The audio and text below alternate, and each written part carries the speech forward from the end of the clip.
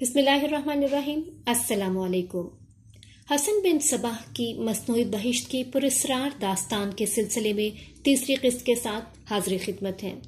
हसन अपनी इब्लीसी ताकत हासिल करने के लिए तरबियत के जिस मरहले से गुजरता हुआ भूल भुलैयों में गुम हुआ था, वहां उस सफर में फरी भी उसके साथ थी। फरी उन भूल भुलैयों में खो चुकी थी और हसन बिन सबह उसे हर तरफ ढूंढ रहा था। यहां से आगे की कहानी सुनते हैं। हसन बिन सबह के होश उड़ गए थे। वो दुनिया को, अपने अज़ाइम को और अपनी मंजिल को भूल गया था। वो एक बार फिर चट्टानों की भूल भुलैयों में दाखिल हो गया और बड़ी ही बुलंद आवाज से परी को पुकार रहा था। लेकिन चट्टानों से गुजरती हुई तेज हवा की सरसराहट के सिवा इसे कोई जवाब नहीं मिल रहा था। यहीं से वो बाहर निकला था, मगर अब वो वहीं से अंदर गया तो उसे वो जगह ऐसी अजनबी महसूस हुई जैसे पहले कभी देखी ही न हो। एक चट्टान उसके सामने थी। उसके पहलुओं से दो रास्ते जाते थे और एक रास्ता दाएं को जाता था। हसन बिन सबह को याद ही नहीं रहा कि वो इन तीनों में से कौन से रास्ते से बाहर आया था। सामने वाली चट्टान का ये इधर वाला सिरा था और इसकी ढलान बड़ी आसान थी। हसन बिन सबह ने घोड़े को एड़ लगाई और चट्टान पर चढ़ गया। उसने फरी के घोड़े की बाग अपने घोड़े की जीन के साथ बांध ली थी। ऊपर जाकर उसने हर तरफ नजरें घुमाई। दूर दूर तक ऊंची नीची चट्टानों की चोटियों के सिवा कुछ नजर नहीं आया। कुछ चट्टानें ऊपर से चपटी थीं और कुछ ऐसी भी थीं जो चट्टानें लगती ही नहीं थीं। वो बहुत ही बड़े बड़े बुतों की मानिंद थीं। कोई बुत इंसानों जैसा और कोई किसी जानवर जैसा था। एक चट्टान ऐसी थी जो मंदिर के मीनार की तरह ऊपर चली गई थी। इसकी चोटी पर एक बहुत बड़ा गोल पत्थर यूं रखा हुआ था जैसे किसी औरत ने सर पर घड़ा रखा हुआ हो। ये सारा मंजर इस दुनिया का खित्ता लगता ही नहीं था। ये तो ख्वाब का मंजर था। ये खित्ता 3 मील लंबा चौड़ा हो सकता था और 4 मील भी। फरही! हसन फेफड़ों का सारा जोर लगाकर पुकारने लगा, कहाँ हो? मगर कोई जवाब नहीं। वो दौड़ते घोड़े से गिरकर बेहोश पड़ी होगी। उसने इस तरह ऊंची आवाज में कहा जैसे अपने पास खड़े किसी आदमी को बता रहा हो। उसके पास 2 घोड़ों के सिवा कोई भी नहीं था। उसे फरी तक जल्दी पहुंचना था। हो सकता था कि वो गिरकर मर गई हो या मर रही हो, और ये भी नामुमकिन नहीं था कि वो गिरी तो इसे नाग ने डस लिया होगा। हसन बिन सबह को अपने उस्ताद इब्ने अत्ताश का एक सबक याद आ गया कि रास्ता याद ना रहे या हम सफर कहीं खो जाए या कोई चीज गुम हो जाए तो क्या अमल किया जाए।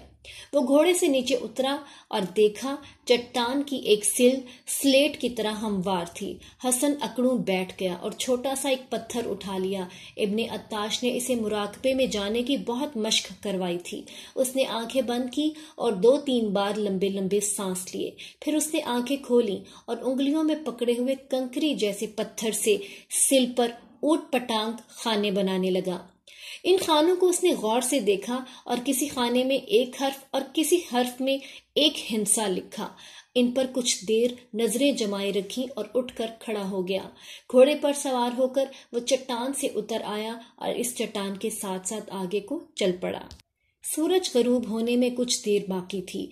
ये रास्ता कुछ आगे जाकर एक तरफ मुड़ गया।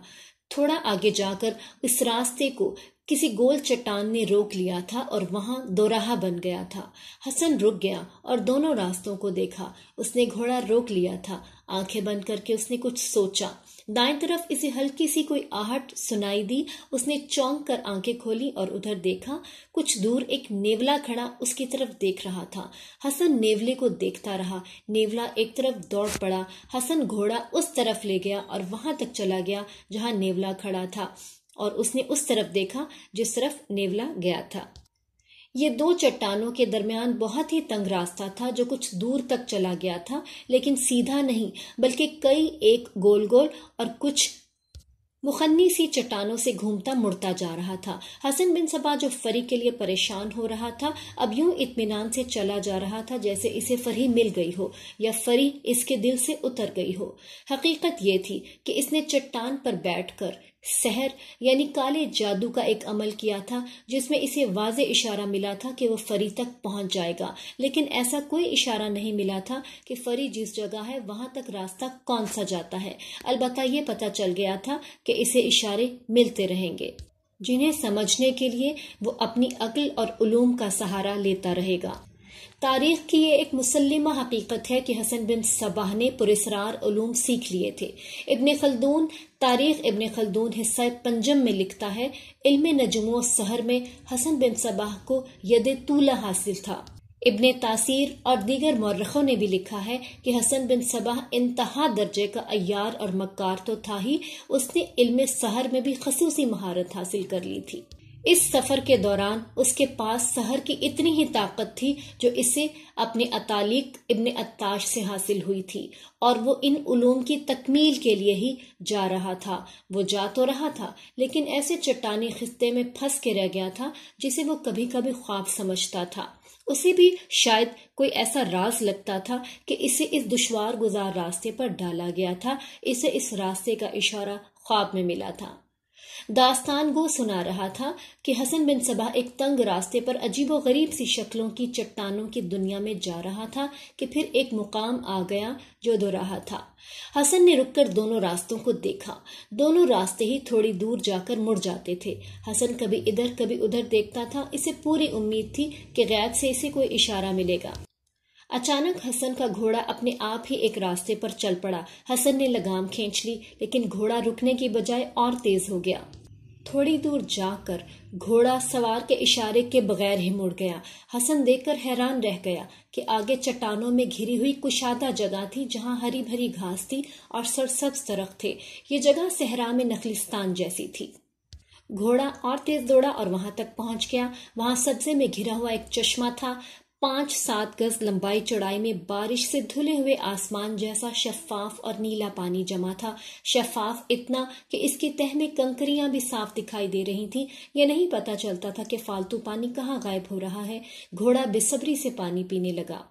حسن بن صباح نے گھوڑوں کو پانی پیتے دیکھا تو اسے بھی پیاس محسوس ہونے لگی۔ چشمے کے کنارے گھٹنے ٹیک کر وہ پانی پر جھکا اور پینے لگا۔ اس کی نظریں پانی پر لگی ہوئی تھی، اس کے ہاتھ رک گئے اور اس نے ذہن پر زور دیا۔ اسے اپنا خواب یاد آ گیا جس میں اس نے اس سفر کا راستہ دیکھا تھا۔ اسے یاد آیا کہ خواب میں اس نے چشمہ دیکھا تھا۔ اسے یہ بھی یاد آیا کہ اس چشمے سے روشنی سی پھوٹی تھی۔ ذہن پر زور دینے کے باوجود اسے اس سے آگے کچھ یاد نہ آیا، لیکن یہ اطمینان ہو گیا کہ وہ غلط راستے پر نہیں جا رہا۔ اچانک پانی پیتے ہوئے حسن کی نظریں پانی پر جم گئیں۔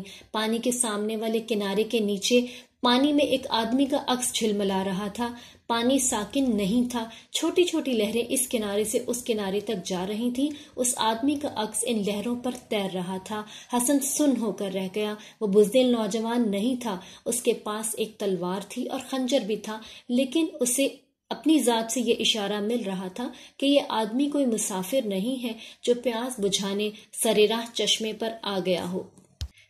پہلے اس آدمی کے جسم میں ذرا سی بھی حرکت نہیں تھی، ایسا لگتا تھا کہ وہ بت ہے۔ آخر اس آدمی میں حرکت ہوئی، وہ آہستہ آہستہ پیچھے ہٹنے لگا۔ پیچھے ہٹتے ہٹتے وہ آدمی ایک تنگ سے راستے کی طرف مڑ گیا۔ اس کے پیچھے پیچھے حسن بھی اسی گھوڑے اپنے پر سوار ہوا اور گلی میں داخل ہو گیا۔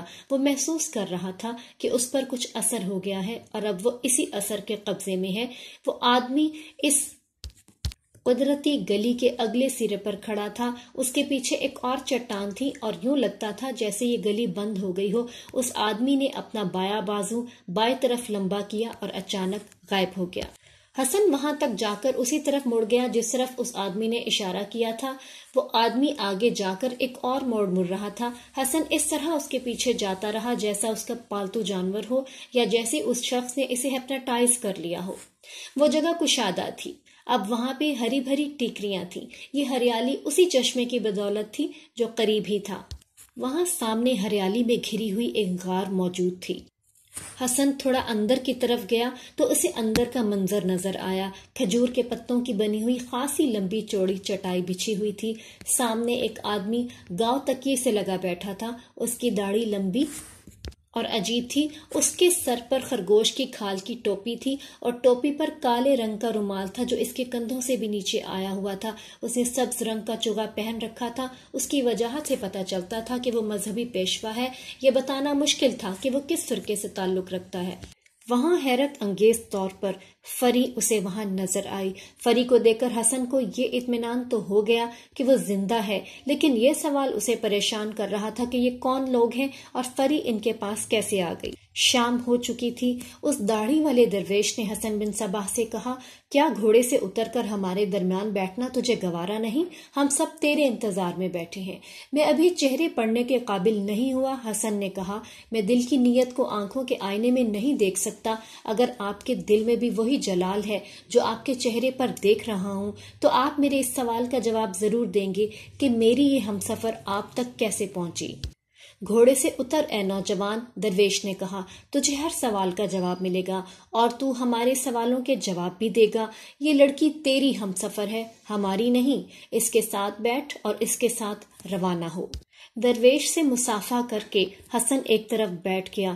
فری نے اس کی طرف اور اس نے فری کی طرف دیکھا۔ فری کے چہرے پر خوف کی ذرا سی بھی جھلک نہیں ملتی تھی۔ اس کے ہونٹوں پہ مسکراہٹ آ گئی تھی اور اس کے چہرے پر رونق آ چکی تھی۔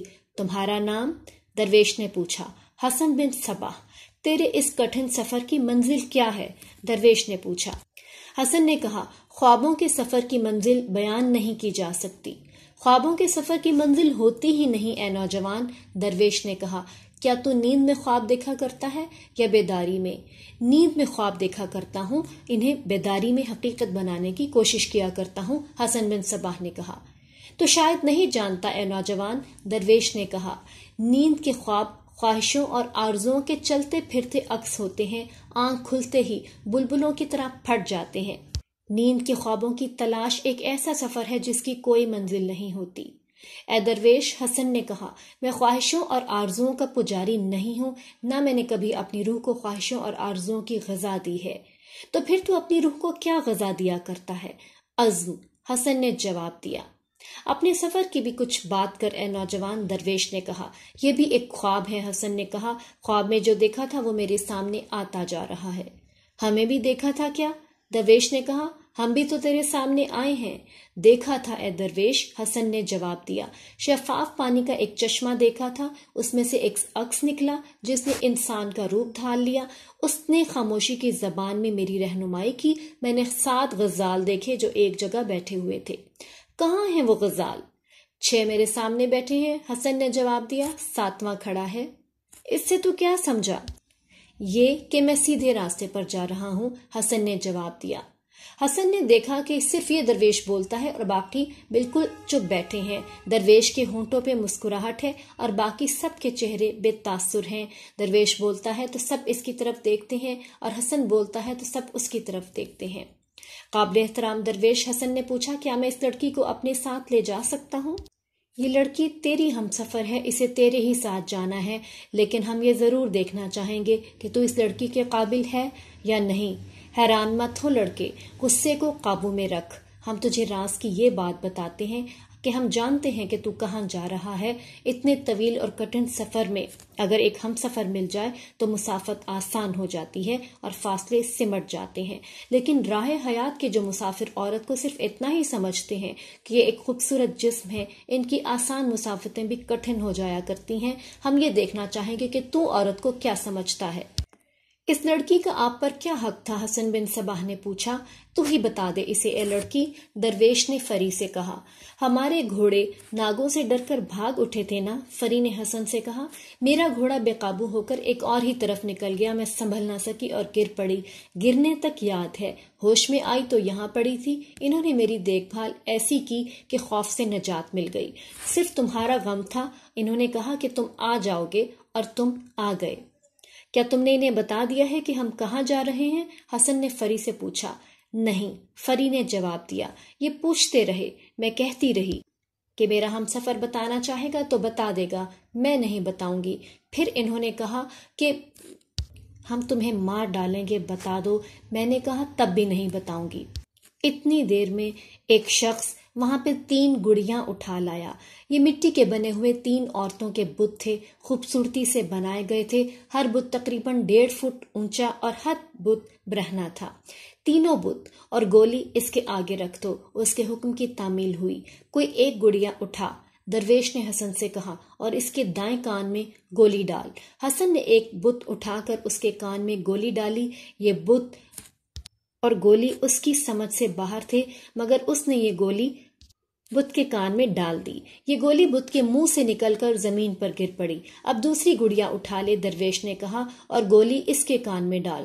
حسن بن صباح نے یہ بت اٹھایا اور گولی بھی اٹھائی۔ یہ گولی ایک کنکری تھی، یہ کانچ کی ان گولیوں جتنی تھی جس سے آج کل بچے کھیلا کرتے ہیں۔ حسن نے پتھر کی یہ گولی بت کے کان میں ڈال دی۔ کان میں ایک سوراخ تھا، گولی اس کان میں گئی اور دوسرے کان سے باہر آ گئی۔ اب ایک اور گڑیا اٹھا، درویش نے کہا، اور یہ گولی اس کے دائیں کان میں ڈال۔ حسن نے دوسرا بت الگ رکھ کر تیسرا بت اٹھایا، گولی اس بت کے کان میں ڈالی اور گولی اندر ہی کہیں غائب ہو گئی۔ درویش نے کہا، گولی کو باہر آنا چاہیے۔ گڑیا کو بہت ہلایا گیا، دائیں اور بائیں حرکت دی گئی، مگر گولی باہر نہ آئی۔ یہ گڑیا بیکار ہے، درویش نے کہا، اسے الگ رکھ دے، اس بدبخت نے ہماری گولی ہضم کر لی ہے۔ حسن نے یہ بت رکھ دیا۔ کیا یہ بت خوبصورت نہیں؟ درویش نے پوچھا۔ کیا یہ تجھے اچھے نہیں لگتے؟ خوبصورت ہیں، حسن نے جواب دیا، دل کو اچھے لگے ہیں، مگر ان میں جان ڈالنی باقی رہ گئی ہے۔ ہم تجھے انعام دینا چاہتے ہیں، درویش نے کہا، کوئی ایک گڑیا اٹھا لے، تینوں ایک جیسی ہیں۔ حسن بن صباح نے سب سے آخر والا بت اٹھا لیا، جس کے کان میں گولی ڈالی تو کسی طرف سے گولی باہر نہیں آئی تھی۔ درویش نے اسے بیکار کہہ کر ناپسندیدگی کا اظہار کیا تھا۔ تو نے عقل سے کام نہیں لیا نوجوان، درویش نے کہا، تو نے سنا نہیں کہ میں نے اس گڑیا کے متعلق کیا کہا تھا کہ اس نے ہماری گولی ہضم کر لی ہے، اسے الگ پھینک دو۔ محترم درویش، حسن نے کہا، میں عقل اور توجہ سے کام نہ لیتا تو آپ کی اس گڑیا کو ہاتھ بھی نہ لگاتا، باقی دونوں میں سے کوئی اٹھا لیتا، لیکن میری عقل نے مجھے بتایا کہ یہ گڑیا اٹھا لے۔ تیری عقل نے اس میں کیا خوبی دیکھی ہے؟ درویش نے پوچھا۔ اے درویش، آپ یقیناً ایسی بیٹی کو پسند نہیں کریں گے جو اپنے باپ کی دو نصیحتوں میں سے ایک کان سے سنے اور دوسرے کان سے نکال دے۔ ایسی بہن بھی بری، ایسی بیوی بھی بری۔ دوسری کے کان میں گولی ڈالی تو اس نے منہ کے راستے نکال دی۔ ایسی عورت تو اور خطرناک ہوتی ہے، وہ گھر کا کوئی راز اپنے دل میں رکھ نہیں سکتی، بات سنی اور ہر کسی کے آگے اگلنا شروع کر دی۔ ایسی عورت اپنے گھر کا اور اپنے مالک کا بیڑا غرق کر دیا کرتی ہے۔ اور جسے آپ نے بیکار کہا ہے، یہ بڑی قیمتی عورت ہے جو راز کی بات اپنے دل میں دفن کر دیا کرتی ہے۔ میں نے اس بت کو یا اس گڑیا کو بہت ہلایا، لیکن گولی اس میں سے نہیں نکلی۔ اب تو اس کو ختم کر کے ہی اس کے اندر سے گولی نکالی جا سکتی ہے۔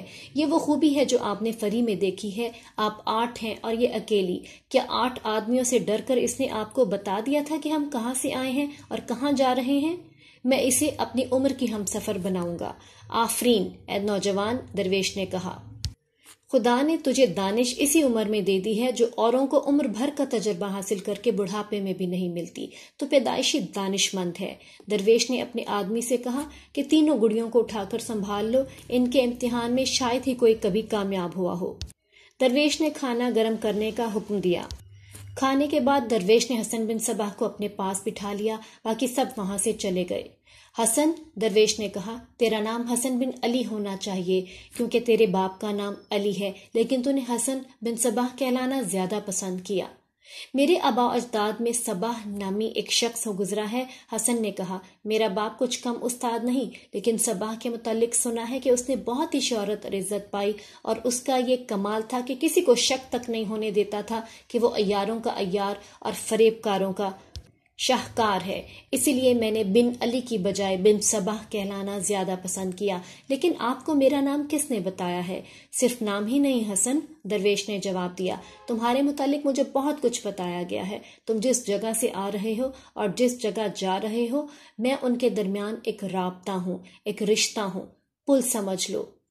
رک جائیں، حسن اچانک بول پڑا، مجھے یاد آ گیا، میرے استاد ابن عطاش نے بتایا تھا کہ خواب میں مجھے ایک غار نظر آئے گا اور اس غار میں میرا علم مکمل ہو جائے گا۔ میں آپ کی ذات میں ایسا گم ہو گیا تھا کہ یاد ہی نہ رہا کہ میں نے خواب میں ایک غار دیکھا تھا۔ محترم درویش، کیا یہ میرے خواب والا غار تو نہیں؟ ہاں حسن، درویش نے کہا، غار وہی ہے، لیکن تیرا علم یہاں مکمل نہیں ہوگا۔ یہاں سے تجھے روشنی ملے گی جس میں تجھے اپنی شخصیت اور اپنا مستقبل نظر آئے گا۔ اب تو یہ پوچھے گا کہ میں کون ہوں اور یہاں کیا کر رہا ہوں؟ اس سے پہلے کچھ ضروری باتیں سن لے حسن، درویش نے کہا۔ مجھے معلوم تھا تو آئے گا۔ یہ ہمارا ایک زمین دوز نظام ہے۔ اس نظام کو ہم زمین کے اوپر لانے کی کوشش کر رہے ہیں۔ یہاں سے وہ علاقہ شروع ہوتا ہے جس پر ہم نے قبضہ کرنا ہے۔ آگے بہت سے قلعے ہیں، ہم نے ان تمام پر قبضہ کرنا ہے۔ قلعے فتح کرنے کے لیے فوج کی ضرورت ہوتی ہے، حسن نے کہا۔ ہم فوج کہاں سے لائیں گے؟ درویش نے کہا۔ ہم لوگوں کی فوج بنائیں گے، لیکن کس طرح؟ درویش نے اس کی آنکھوں میں آنکھیں ڈال کر دیکھا اور اس کے ہونٹوں پر مسکراہٹ آ گئی۔ یہ ہے وہ سبق جو میں نے تجھے دینا ہے، درویش نے کہا۔ ابھی تک تو نے ابن عطاش کی شاگردی لی ہے، ابھی تو ایک اور شخص کی شاگردی کرے گا، اور وہ ہے احمد بن عطاش۔ آگے ایک قلعہ ہے جس کا نام قلعہ اصفہان ہے۔ احمد بن عطاش اس قلعے کا والی ہے۔ وہ تجھے علم سحر کا ماہر بنا دے گا۔ اب جو میں بات کہنے لگا ہوں اس کا ایک ایک لفظ غور سے سننا اور ہر لفظ کو سینے میں محفوظ رکھتے جانا۔ بنی نوع انسان دو طاقتوں کے غلبے میں ہے۔ یوں کہہ لو کہ دنیا پر دو طاقتوں کی حکومت ہے، ایک خدا اور دوسرا ابلیس۔ انسان خدا کو کئی روپ دے کر اس کی عبادت کرتا ہے۔ انسان نے سورج کو خدا بنایا، آگ کو، سام کو اور آسمانی بجلی کو بھی انسان نے خدا بتایا۔ آخر اسلام نے انسان کو بتایا آ کر کہ خدا کیا ہے۔ یہ بھی بتایا کہ یہ سورج، چاند، آسمانی بجلیاں، سانپ، آگ وغیرہ خدا نہیں ہے، بلکہ خدا کی پیدا کی ہوئی ہیں۔ اس خدا کی وحدانیت کو لوگوں نے مان لیا۔ ہم بھی خدا کو ماننے والے مسلمان ہیں، لیکن ہم نے اپنا الگ فرقہ بنا لیا ہے اور ہمارا دعویٰ ہے کہ صحیح اسلام ہمارے پاس ہے۔ لیکن اسلام کے پیروکاروں نے لوگوں کے دلوں پر اپنے عقائد ایسے طریقے سے نقش کر دیے ہیں کہ اب ہم ان کے عقائد کو بدل نہیں سکتے، ہمیں کوئی اور طریقہ اختیار کرنا پڑے گا۔ کیا آپ نے کوئی طریقہ سوچا ہے؟ حسن نے پوچھا۔ ہاں سوچا ہے، یہی بتانے لگا ہوں، لیکن یہ ایسا طریقہ نہیں ہے کہ پتھر اٹھاؤ اور کسی کے سر پر مار دو۔ یہاں پہ معاملہ نظریات کا ہے اور اس معاملے کو تمہیں سمجھنے کی ضرورت ہے۔ درویش نے کہا کہ حسن، آنے والے دنوں میں تم نبوت کا نعوذ باللہ دعویٰ کرو گے۔ آنے والی نسلیں ہمیشہ تمہارا نام لیتی رہیں گی، لیکن یہ ضروری نہیں کہ تمہیں اچھے ہی نام سے یاد کیا جائے، لوگ تمہیں یاد ضرور کریں گے۔ حسن مکروہ سی ہنسی ہنس پڑا اور اس نے کہا کہ مجھے آپ کی بات سے خوشی حاصل ہوئی ہے، معلوم نہیں کیوں مجھے برائی سے مسرت حاصل ہوتی ہے۔ میں تمہیں اسی بات پہ لا رہا تھا، درویش نے کہا۔ میں خدا کا جو ذکر کر رہا تھا وہ یہ تھا کہ ایک قوت خدا کی ہے اور دوسری ابلیس کی۔ خدا کا نام لے کر لوگوں کو ان کے عقیدوں سے ہٹانا کوئی آسان کام نہیں۔ اس کام کو ہم اس طرح آسان کریں گے کہ ہم دوسری قوت کو استعمال کریں گے، یعنی ابلیس کی قوت۔ بدی میں بڑی طاقت ہے حسن، بدی میں کشش ہے، بدی میں لذت ہے اور بدی میں نشہ ہے۔ یہ قوت تمہارے دل و دماغ میں موجود ہے۔ ہم لوگوں پر بدی کا نشہ طاری کریں گے۔ تمہارے ساتھ یہ جو لڑکی ہے یہ تمہارا کام آسان کرے گی، اس کے ساتھ ہی علم سحر کو کام میں لائیں گے۔ یہ علم سحر کا ہی کرشمہ ہے کہ تم مجھ تک پہنچے ہو۔ اب ہم نے تمہارے اس علم کی تکمیل کرنی ہے۔ انسان میں خدا نے یہ کمزوری شروع سے ہی رکھتی ہے کہ وہ بدی کی طرف جلدی آ جاتا ہے۔ وہ ابلیس ہی تھا جس نے انسان کو بہکا کر جنت سے نکالا تھا۔ ہم لوگوں کو دنیا میں ہی جنت دیں گے اور یہ کام تم کرو گے۔ محترم درویش، حسن نے کہا، میرا خیال ہے کہ مزید باتوں کی ضرورت نہیں۔ آپ جو کچھ بھی کہے جا رہے ہیں یہ میرے ذہن میں پہلے سے ہی موجود ہے۔ کیا یہ بہتر نہیں ہوگا کہ آپ مجھے میری اس منزل تک پہنچا دیں جہاں سے میں اپنا محاذ شروع کر سکوں؟ کل تمہیں یہاں سے روانہ کر دیا جائے گا۔ اس لڑکی کو بھی تعلیم و تربیت دی جائے گی۔ دنیاوی جنت کا خواب اور علم سحر کی تربیت کہاں تک پہنچی، اس کے لیے اگلی قسط کا انتظار کیجیے۔ ویڈیو پسند آئے تو لائک اور شیئر کرنا مت بھولیے۔ اپنا بہت خیال رکھیے۔ اللہ حافظ۔